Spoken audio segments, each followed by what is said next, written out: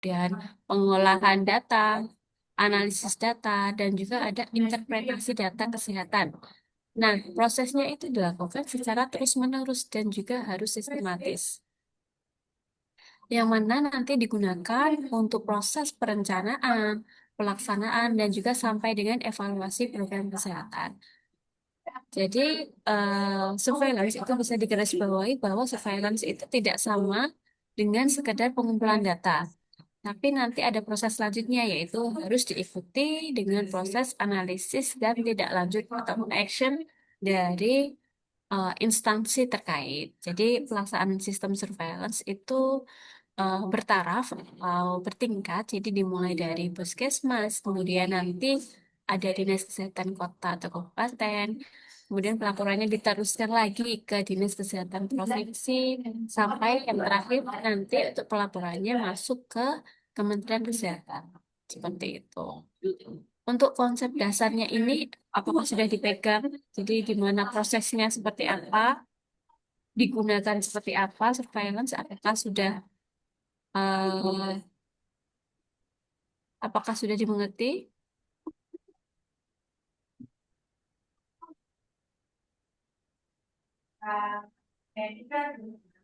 Sampun Ibu, Oke, bisa kalau Ibu. sudah, saya lanjut ke slide berikutnya.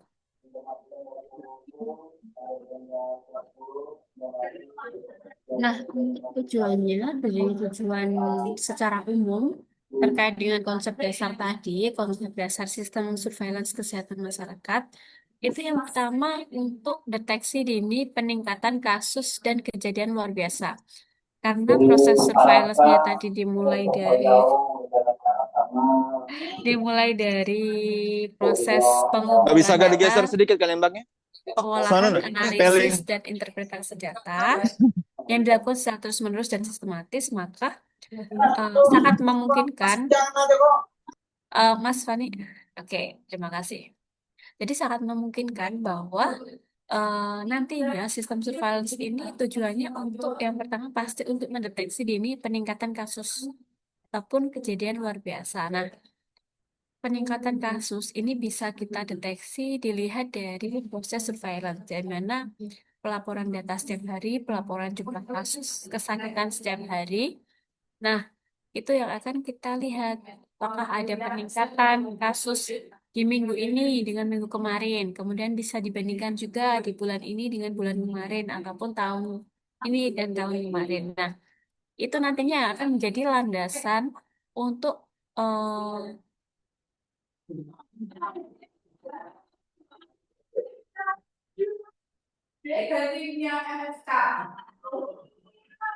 nah, itu nanti yang akan menjadi landasan kita sebagai melihat apakah kejadian yang bertambah itu bisa menjadi KLB atau tidak. Nah, itu harus ada juga konfirmasi ke bawah, jadi ke puskesmas ketika kita di dinas kesehatan ini kita bicaranya di dinas kesehatan. Nah, kita bisa konfirmasi ulang di puskesmas, kemudian kita membuat diskusi di dinas kesehatan kota kabupaten itu dengan pimpinan. Apakah ketika terjadi ke peningkatan jumlah kasus ini akan dikategorikan KLB atau tidak. Tapi untuk pengkategorian KLB, penyebutan KLB ini menjadi biasanya menjadi catatan yang tidak menyenangkan kalau di dinas kesehatan. Makanya di dinas itu biasanya sangat berhati-hati ketika mau mengeluarkan statement bahwa ada kejadian luar biasa. Seperti itu. Tapi tujuan dari sistem surveillance yang pertama itu pastinya untuk mendeteksi dini supaya nanti bisa dicegah atau ditanggulangi secara dini, belum menyebar secara luas. Nah, kemudian untuk tujuannya yang kedua, di sini sistem surveillance itu digunakan untuk memonitoring tren penyakit, baik itu penyakit menular maupun tidak menular. Maksudnya tren penyakit itu kita lihat yang terjadi saat ini itu penyakitnya seperti apa. Nah, kalau zaman dahulu sebelum tahun 2000-an, penyakit yang terbanyak itu masih penyakit menular. Jadi penyakit-penyakit menular itu masih mewabah jika LB di mana-mana.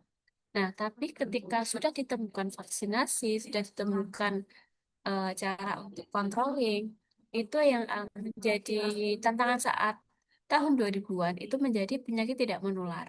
Nah, dari penyakit jantung, hipertensi, kemudian penyakit-penyakit lainnya yang tidak menular itu sangat banyak. Nah, pada saat ini, akhir-akhir ini, itu kemarin kita menghadapi pandemi COVID-19. Nah, di tengah pandemi, penyakit tidak menular pun juga masih tinggi. Nah, di situ kita mempunyai beban ganda, di mana penyakit menularnya tinggi, penyakit tidak menularnya juga tinggi. Nah, itu bisa kita lihat ketika kita memonitoring tren penyakit. Seperti itu.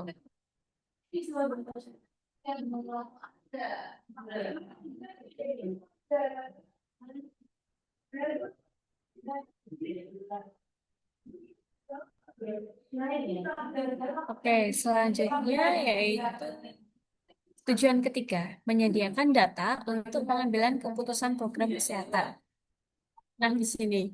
Jadi ketika pimpinan itu mau mengambil sebuah keputusan, mau membuat sebuah program, itu harus ada dasarnya, harus ada latar belakangnya. Nah, yang menjadi latar belakang sebuah keputusan membuat program baru itu biasanya hasil dari data surveillance. Nah, tujuannya sangat banyak surveillance itu. Nah, kemudian yang keempat, tujuan keempat itu adalah evaluasi efektivitas intervensi. Misalnya, efektivitas vaksinasi, kemudian vektor kontrol. Jadi, di sini yang dimaksud adalah apakah eh, proses vaksinasi yang dilakukan itu sudah sesuai dengan prosedur, sudah dilaksanakan sesuai dengan target, apakah sudah memenuhi target nasional atau bukan, atau belum, seperti itu. Nah, kemudian tujuan selanjutnya yaitu koordinasi respon darurat saat KLB.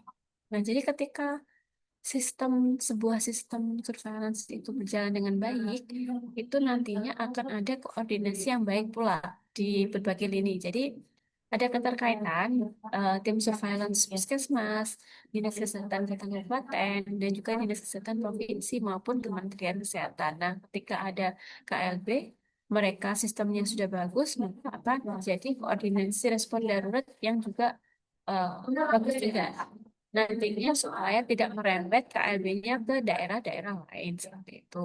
Dari konsep dasar, tujuan konsep dasar sistem surveillance, ada yang mau ditanyakan dulu atau tidak?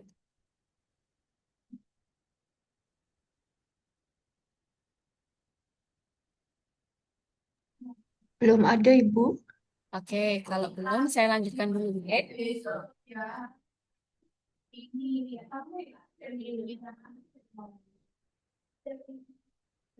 Nah, selanjutnya yang akan kita diskusikan itu terkait dengan komponen utama sistem surveillance. Jadi, di sistem surveillance itu ada komponen-komponen yang harus ada, di mana itu yang akan menunjang proses surveillance itu bisa berjalan dengan baik. Nah, komponennya itu antara lain ada sumber daya, kemudian ada infrastruktur dan TI, teknologi informasi, kemudian dari SDM-nya, ada juga prosedur dan pedoman. Jadi, ada prosedur dan pedoman ini nantinya supaya si petugas surveillance itu ada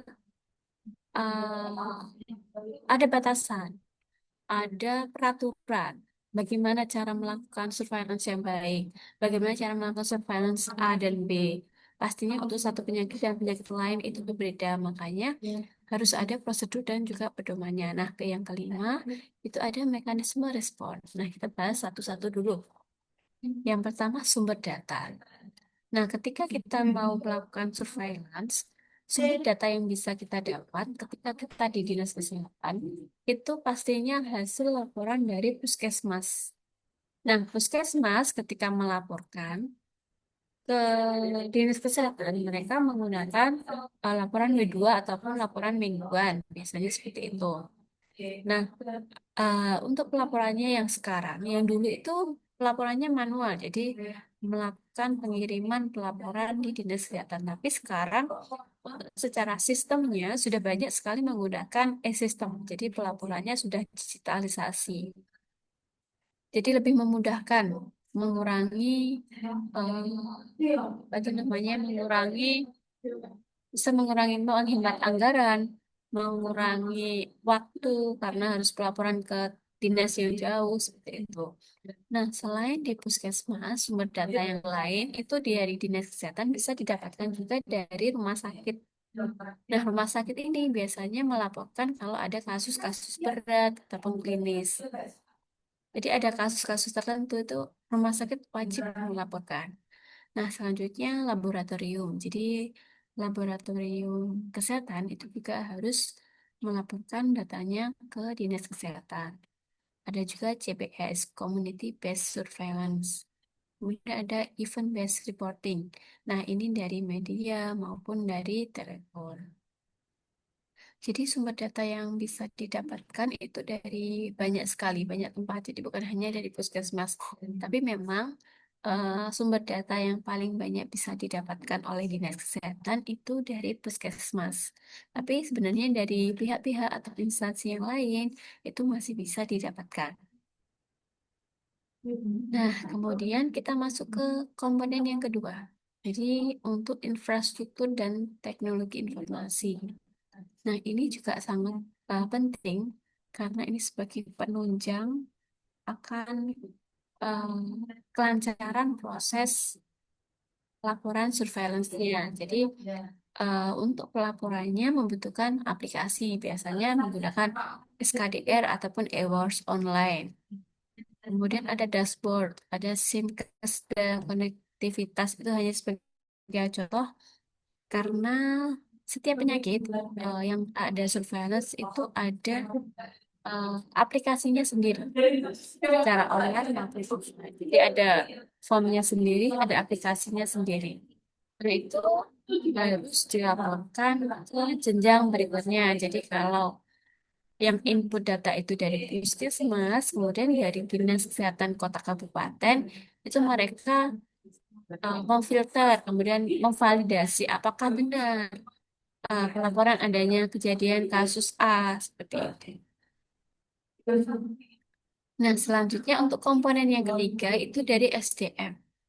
SDM di sini yang dimaksud itu adalah petugas surveillance di puskesmas, kemudian analis di dinas kesehatan kabupaten atau kota, epidemiolog ataupun koordinator di dinkes provinsi. Jadi karena pelaporannya berjenjang, jadi SDM-nya juga harus ada di setiap lini. Jadi di setiap instansi, di puskesmas, dinas kesehatan kabupaten, di dinas kesehatan provinsi, itu biasanya memang ada tim surveillance-nya atau tim pelapor data.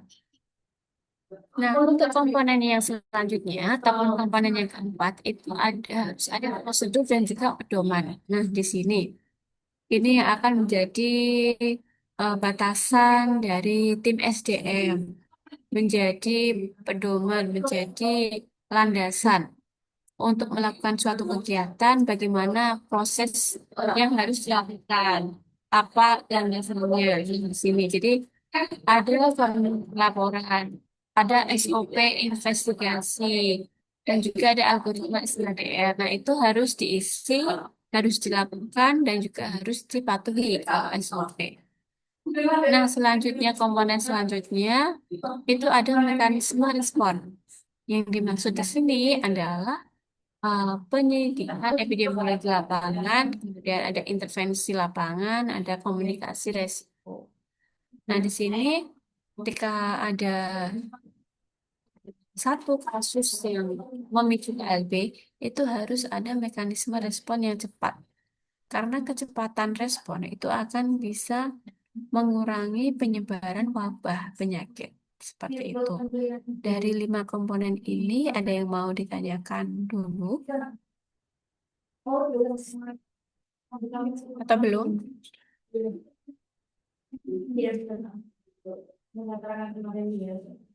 Baik, saya lanjutkan, Ge.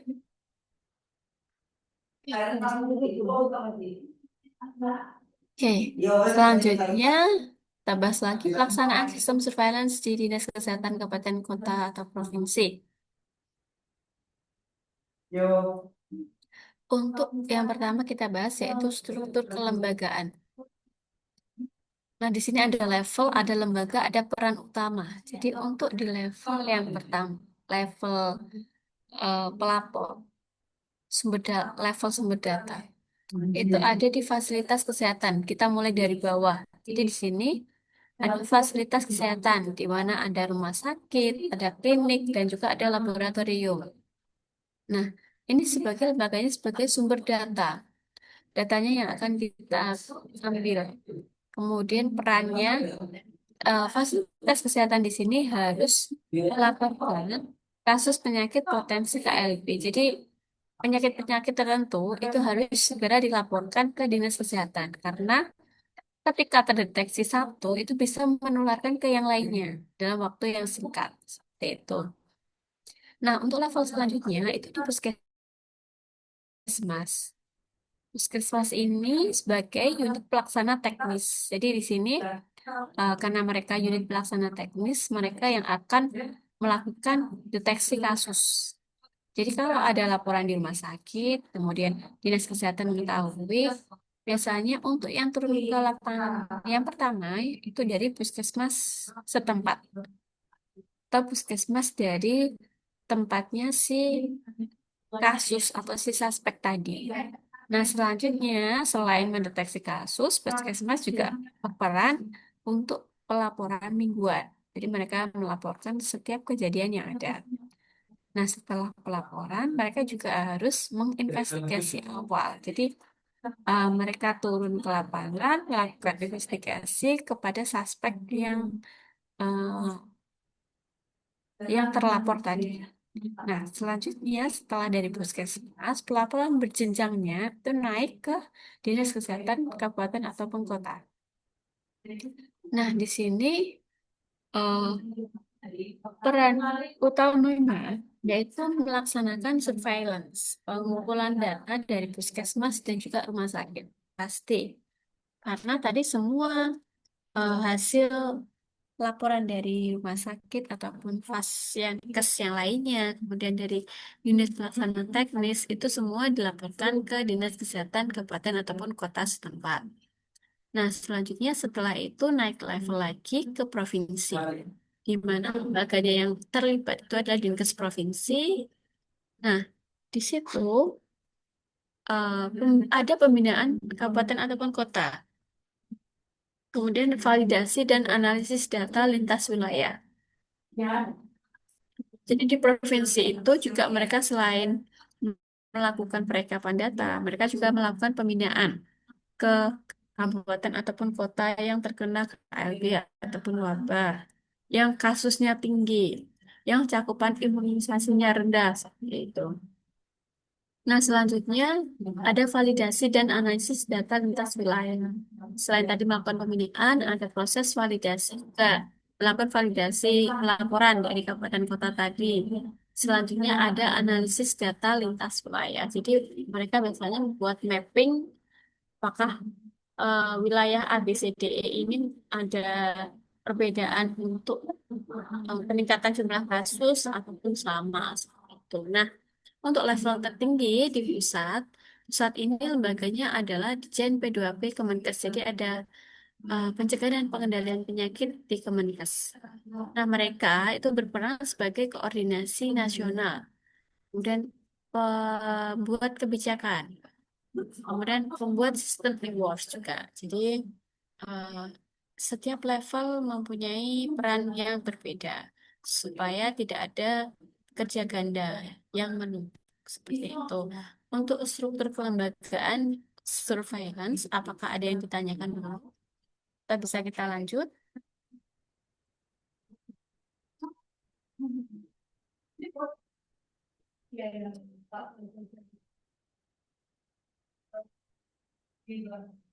Bagaimana Bapak Ibu? Bisa kita lanjut? Bisa dilanjut, Ibu. Oke. Bisa, Ibu.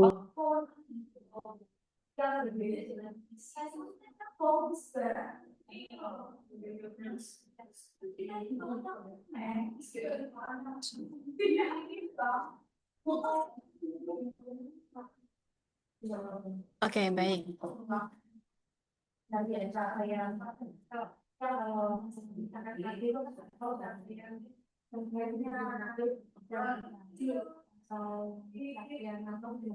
Nah, kita ke alur pelaksanaan surveillance.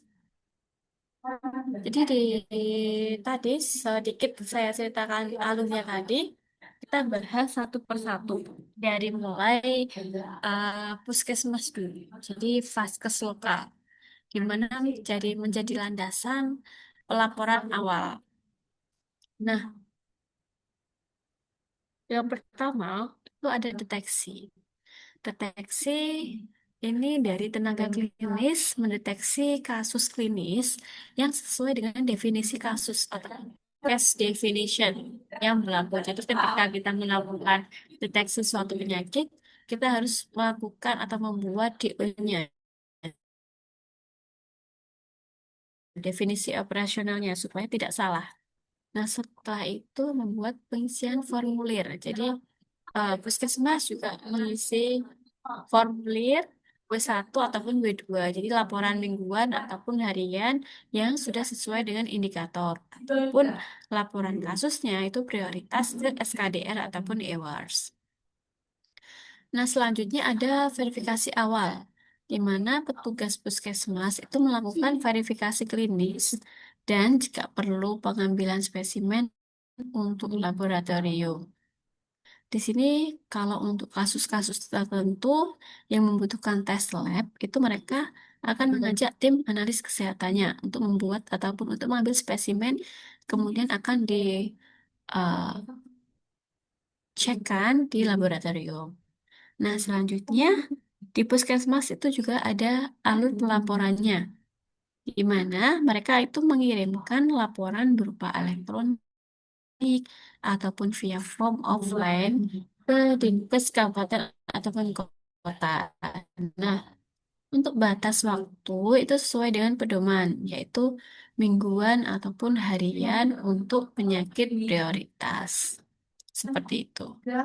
Jadi pelaporannya setiap penyakit itu beda, Bapak Ibu. Jadi ada yang pelaporannya itu harian, mingguan, sampai bulanan juga ada. Jadi disesuaikan dengan eh, syarat dari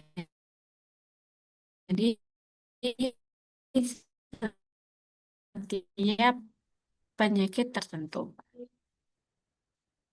Dan juga MI, jadi menerima laporan dari seluruh fasilitas, kemudian memasukkan, kemudian memvalidasi data di aplikasi SKDR ataupun EWARS. Nah, selanjutnya setelah penerimaan itu ada analisis rutin, di mana tim Dinkes itu juga melakukan sebuah analisis mingguan, membuat trend time series. Kemudian ada analisis geospasial. Biasanya Dinkes juga analisis demografis. Nah, analisis demografis itu menurut umur, menurut jenis kelamin. Nah, selanjutnya ada threshold and trigger. Jadi jika kenaikan itu melebihi threshold yang ditetapkan. Jadi misalnya lebih dari 2 kali baseline ataupun threshold SKDR, maka itu Dinas Kesehatan boleh menetapkan status kewaspadaan ataupun menentukan probable KLB. Jadi di dinas itu mereka yang menentukan sebuah KLB, mereka boleh menaikkan status kewaspadaannya. Nah, kemudian yang keempat itu ada investigasi. Jadi, menurunkan tim penyelidikan epidemiologi ataupun PE singkatannya ke lapangan. Nah, tim PE-nya biasanya juga tim surveillance di dinas untuk mendampingi tim surveillance di puskesmas. Seperti itu. Nah, mereka juga tidak hanya mendampingi, tapi juga melakukan controlling, melakukan penyelidikan kasus juga, ada verifikasi kasus, membuat sampling, kemudian ada identifikasi sumber. Jadi dari mana suatu penyakit itu muncul, faktor resikonya apa ketika terjadi sebuah penyakit itu muncul nanti. Nah, seperti itu. Nah, kita lanjut dulu. Selanjutnya ada respon awal. Jadi ada rekomendasi intervensi ataupun Eh, Contohnya pengendalian vektor, ada sanitasi, kemudian suplai air bersih, ada imunisasi, dan juga koordinasi lintas sektor. Jadi selain ada intervensi, mereka Dinas Kesehatan juga ada koordinasi lintas sektor, baik itu dari BPBD, Dinas Lingkungan, rumah sakit, seperti itu. Jadi supaya eh, proses suatu surveillance berjalan lancar. Nah, selanjutnya ada pelaporan ke provinsi, di mana pelaporannya ini mengirim laporan situasi ke permintaan dukungan jika diperlukan, seperti itu. Jadi, ketika ada kasus-kasus yang dinas kesehatan kewalahan, itu mereka bisa mengirim laporan situasinya dan juga meminta dukungan maupun bantuan ke dinas kesehatan provinsi.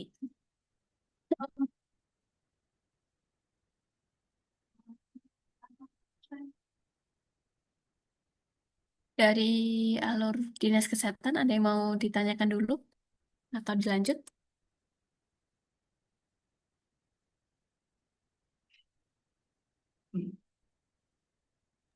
Dari saya masih lanjut, Ibu. Oke. Nah, selanjutnya alur eh, di Dinas Kesehatan Provinsi. Nah, karena tadi yang di awal kita bahas bahwa tugas utamanya mereka adalah pembinaan dan validasi, maka yang dilakukan di Dinas Kesehatan Provinsi itu melakukan pembinaan dan validasi. Jadi menerima laporan dari kabupaten ataupun kota, kemudian juga di sana melaksanakan validasi silang. Jadi dan juga analisis lintas kabupaten ataupun kota. Nah, selanjutnya ada analisis lintas wilayah. Jadi tim surveillance Dinkes provinsi, mereka juga mengidentifikasi pola spasial ataupun temporalnya antar kabupaten. Jadi maksudnya membuat mapping sebaran penyakit A, contohnya di setiap kabupaten ataupun kota. Nah, di situ kemudian mereka nanti mengidentifikasi polanya, apakah di tempat A ini yang tinggi kasus akan merembet ke tempat-tempat lain yang berdekatan ataupun tidak seperti itu. Nah, selanjutnya ada koordinasi sumber daya. Di sini eh, Dinkes Provinsi itu menyediakan berupa dukungan teknis, kemudian ada mengirimkan tim ahli, menyediakan logistik, dan juga bila perlu ada eskalasi ke Kemenkes Pusat apabila memang keadaannya benar-benar darurat. Nah, selanjutnya ada penyebaran informasi. Jadi di Dinkes Provinsi juga biasanya menyusun sebuah buletin epidemiologi di provinsi dan juga membuat suatu rekomendasi kebijakan daerah. Jadi ketika ada kasus A, penyakit A, kemudian cara mengendalikan seperti apa, serta membuat rekomendasi kebijakan daerah, itu tugasnya Dinas Kesehatan Provinsi.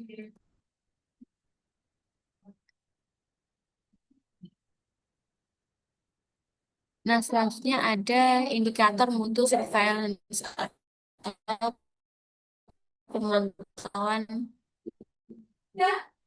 Dinkes. Bisa dilihat dari timelines.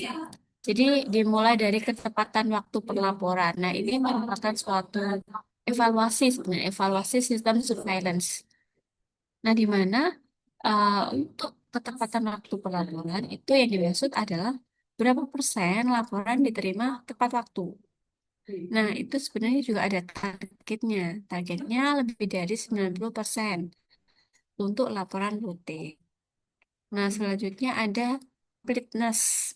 Di sini adalah yang dimaksud ketepatan data. Jadi, berapa persen laporan yang lengkap dari variabel intinya tadi. Nah, selanjutnya ada sensitivity. Jadi, sensitivitas deteksi KLB. Di mana kemampuan mendeteksi KLB itu bisa dibandingkan dengan gold standard ataupun lapangannya. Jadi, hmm, kalau kita punya sistem, contohnya gitu, saya gambarkan contohnya kalau kita punya sistem, sistemnya itu apakah bisa berjalan sesuai dengan maksimal. Nah, itu ketika berjalan maksimal, itu kita membuat suatu gold standar, ataupun kalau bisa melebihi itu, berarti sistemnya bagus. Kalau tidak, berarti sistemnya harus ada intervensi yang lain. Nah, selanjutnya itu ada PPV, di mana Positive Predictive Value. Nah, di sini adalah proporsi sinyal yang benar-benar merupakan KLB. Jadi, melakukan perhitungan apakah kasus itu benar-benar bisa dinyatakan KLB atau tidak. Nah, selanjutnya ada representativeness. Di sini berapa persen fasilitas swasta ataupun laboratorium yang berpartisipasi. Nah, kalau bisa kita mundurkan waktu, kita bisa lihat representativeness di pandemi COVID-19, pandemi COVID-19. Nah, itu pasti semua fasilitas kesehatan, baik negeri, swasta, laboratorium milik negara, milik provinsi, milik kota, swasta, itu semua akan berpartisipasi. Karena pada saat pandemi kemarin, itu sangat membutuhkan banyak tenaga kesehatan. Nah, selanjutnya ada feedback. Feedback ini adalah frekuensi umpan balik ataupun hasil yang dikirimkan kembali ke puskesmas. Nah, ini di bawah ada catatan bahwa indikator ini diukur berkala sebagai bagian dari evaluasi sistem surveillance. Seperti itu. Dari indikator ini ada yang mau ditanyakan dulu atau tidak?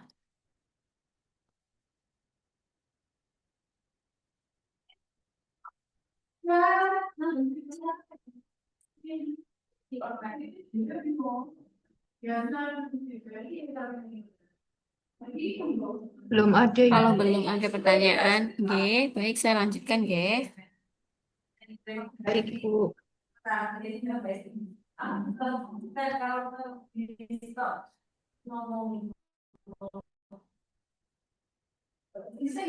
Nah, selanjutnya ini saya gambarkan permasalahan umum.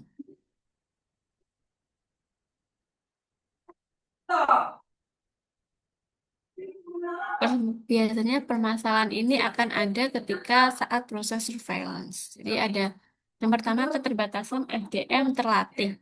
Jadi di sini maksudnya apakah petugas puskesmasnya itu sering merangkap sedikit tenaga epidemiologi di kabupaten ataupun kota.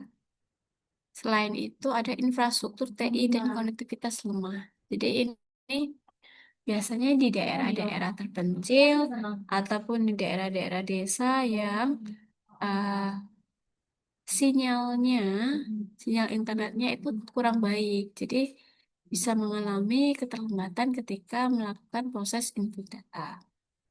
Nah, selanjutnya ada kualitas data. Di sini ada incomplete atau inconsistent. Ada double input seperti itu. Ada salah isi alamat, tanggal. Tuh.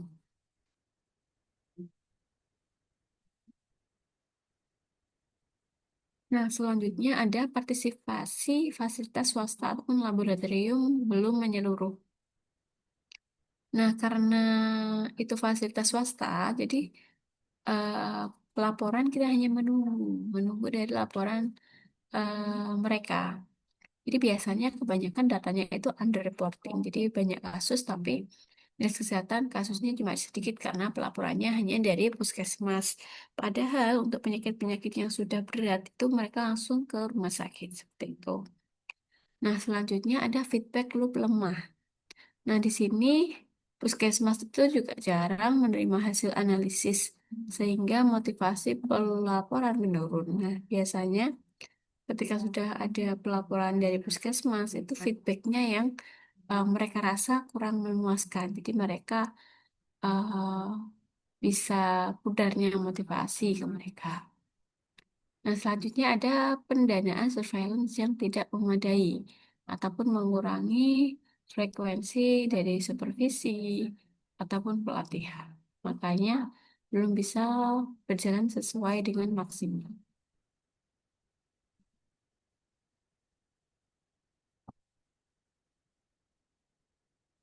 Nah, setelah ada permasalahan, kita harus belajar juga terkait dengan strategi dan juga solusi penguatannya seperti apa.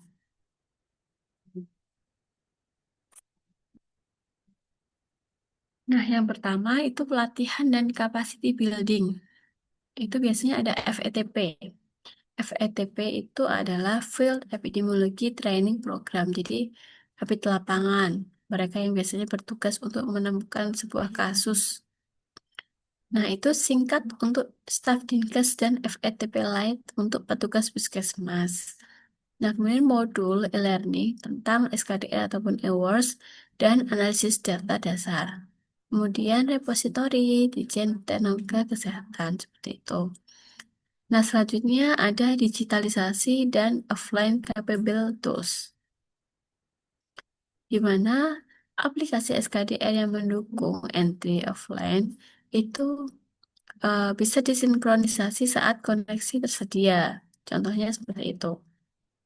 Jadi ketika contohnya kita mau membuat postingan di internet, di IG, di Facebook, di TikTok, itu kita tidak bisa upload ketika tidak ada koneksi. Tapi aplikasi SKDR yang mendukung entry offline itu biasanya diharapkan bisa melakukan entry-nya ketika offline, nanti baru sinkronisasi ketika sudah tersedianya konektivitas.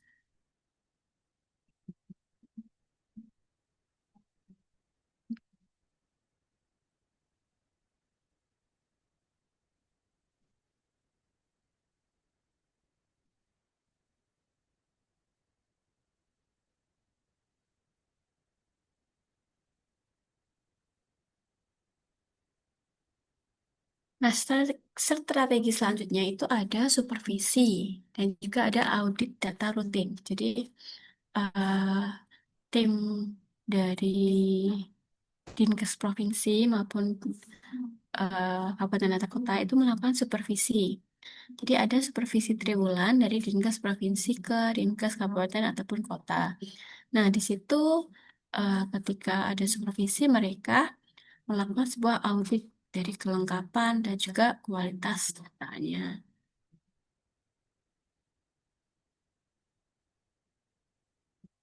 Nah, strategi keempat itu ada integrasi lintas sektor atau CBS. CBS itu memperkuat community based surveillance. Biasanya kader posyandu, kemudian posyandu itu juga bisa melaporkan kejadian yang mencurigakan ke bidan desa ataupun ke puskesmasnya masing-masing. Nah, kemudian ada forum koordinasi surveillance atau MANLI antara Dinkes, SR, RS, BPBD, dan juga laboratorium. Jadi mereka juga melakukan koordinasi supaya bisa berjalan bersama. Nah, strategi yang kelima itu ada feedback dan komunikasi. Nah, mereka membuat buletin epidemiologi mingguan, kemudian eh, dashboard yang dapat diakses puskesmas, kemudian memberikan sebuah penghargaan ataupun percontohan dari kabupaten yang performa surveillance-nya itu terbaik, seperti itu. Nah, strategi selanjutnya itu ada untuk pendanaan dan kebijakan daerah. Jadi melakukan pengusulan alokasi khusus surveillance dalam APBD. Jadi pendanaannya diharapkan bahwa untuk pendanaan setiap tahun itu disediakan alokasi dana khusus untuk surveillance dalam APBD. Jadi itu digunakan untuk operasional tim penyelidikan epidemiologi, konektivitas maupun pelatihan. Seperti itu. Dari apa yang saya jelaskan tadi, ada yang mau didiskusikan atau ada yang punya pengalaman terkait surveillance di puskesmas, dinkes maupun yang lainnya, monggo saya persilahkan.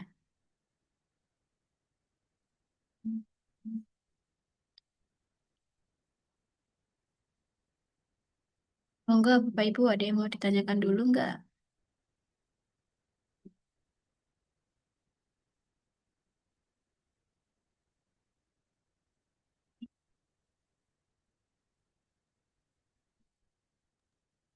Bu izin Permisi ada Bu, yang saya bertanya atas di nama dalam. Uki. Oke, satu-satu silakan Mbak Nadira Ya, ataupun Mbak Oki dulu. ya, permisi Bu, saya atas nama Uki. Saya izin Oke, bertanya, mohon maaf tidak bisa on time. Untuk pertanyaannya sudah saya tulis di kolom chat. Terima oke, kasih. oke. Saya baca dulu ya Mbak Oki. Mbak Oki bertanya terkait dengan kebetulan di tempat kerja saya beberapa waktu lalu sedang ada kunjungan petugas Dinkes untuk kelayakan klinik. Apakah hal tersebut termasuk kegiatan surveyor? Sedangkan yang saya tangkap mengenai materi hari ini tugas surveillance yang mengamati adanya penyakit baru yang kemudian dianalisa dan dicari penyebab serta cara penanggulangannya. Nah, jadi untuk surveillance itu adalah uh, pencatatan, pengumpulan data, kemudian ada analisis, ada proses pengambilan keputusan. Nah, jadi surveillance itu banyak sekali prosesnya. Jadi mereka tersistematis. Nah, dilakukannya juga secara terus-menerus. Nah, ada perbedaan antara penilaian instansi dan juga untuk surveillance. Nah, tujuan surveillance tadi untuk mendeteksi penyakit-penyakit tertentu ataupun memantau penyakit tertentu. Bukan hanya penyakit baru, jadi penyakit-penyakit yang ada itu secara terus-menerus itu juga dilakukan pemantauan maupun penyakit baru. Nah, kalau untuk kunjungan yang dilakukan di tempat kerja, Mbak Uki ini ada beberapa aspek. Jadi bisa juga untuk melihat apakah ada penyakit-penyakit tertentu yang ada di kliniknya. Ada juga tujuannya untuk melakukan apa tadi kelayakan klinik. Tapi kalau saya rasa di sana untuk prosesnya kelayakan klinik berarti itu melakukan seperti asesmen kliniknya apakah sudah terstandar atau belum. Nah, itu berbeda dengan surveillance. Seperti itu, Mbak Oki.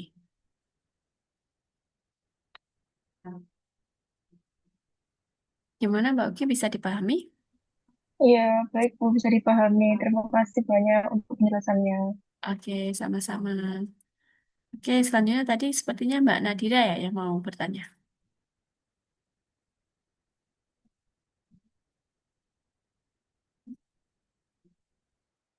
Monggo, kalau Mbak Nadira mau bertanya, silakan.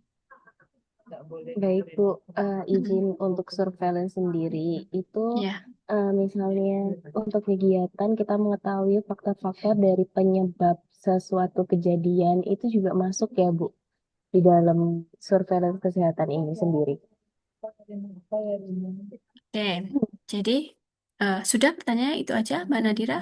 Iya Ibu, itu saja. Oke. Jadi ketika melakukan sebuah pelaporan kejadian penyakit atau melakukan pencatatan, itu yang dicatat bukan hanya sakitnya, tapi biasanya ada biodata demografinya, ada faktor resikonya. Kalau penyakit-penyakit PD3E ada juga pencatatan terkait dengan imunisasinya. Jadi laporan surveillance-nya itu biasanya ada banyak.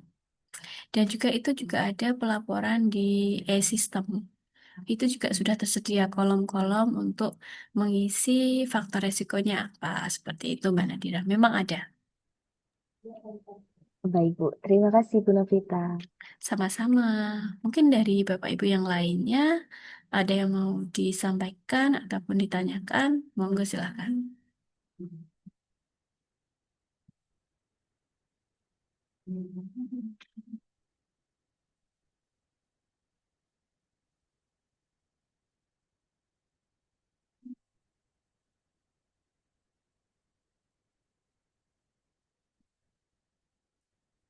Oke, kalau belum dari Bapak Ibu, sebelumnya ada yang pernah bekerja di puskesmas ataupun dinkes, mungkin?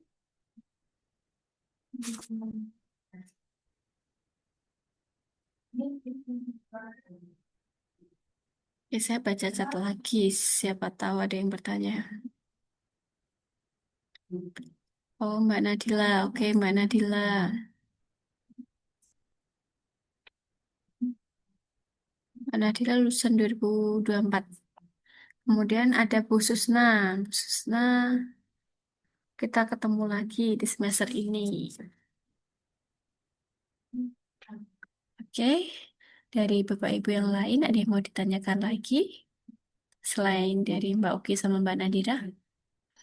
Karena ternyata Bapak Ibu banyak sekali yang bekerja di ini ya, di konstruksi, kemudian di klinik dan juga di BPJS.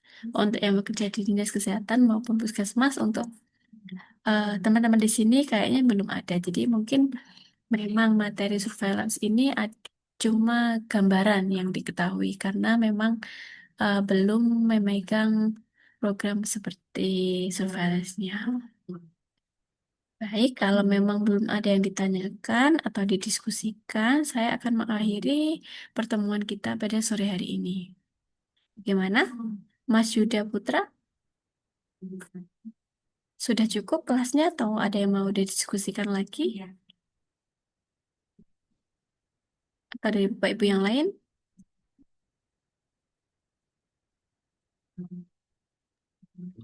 Insya Allah Dari sudah saya cukup, Ibu. sudah, Ibu.